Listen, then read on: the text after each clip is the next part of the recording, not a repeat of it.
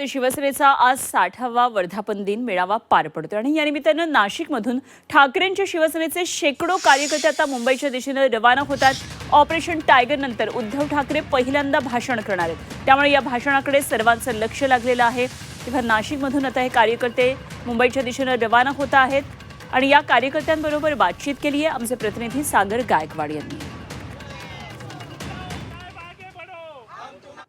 शिवसेनेच्या वर्धापन दिनानिमित्त नाशिकहून शेकडो शिवसैनिक मुंबईच्या दिशेने रवाना होत आहेत। 60वा वर्धापन दिन आहे आणि आमच्या पक्षानं अनेक चढ उतार बघितलेले आहेत।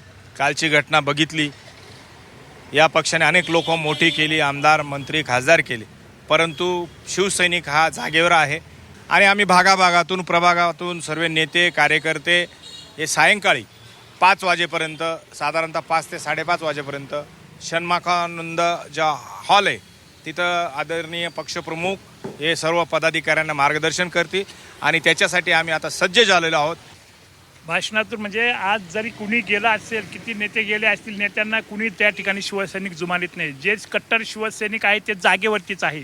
शिवसैनिक त्या ठिकाणी फक्त बघत असतात की किती कुणी गेलं तरी शिवसैनिकांना फरक पडत नाही। आज कालच्या झालेल्या घडामोडींच्या पार्श्वभूमीवर साहेब नक्कीच आम्हाला सगळ्यांना असा आदेश देतील की आले किती गेले किती संपतात भरारा आणि आमच्या शिवसेनेचा साहेबांचा नेहमीच दरारा राहील।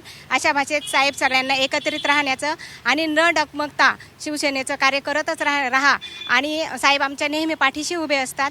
आम्ही आज असाच आम्हाला आदेश देतील साहेब। कॅमेरा पर्सन सोनू भिडेसह सागर गायकवाड, जी 24 तास, नाशिक।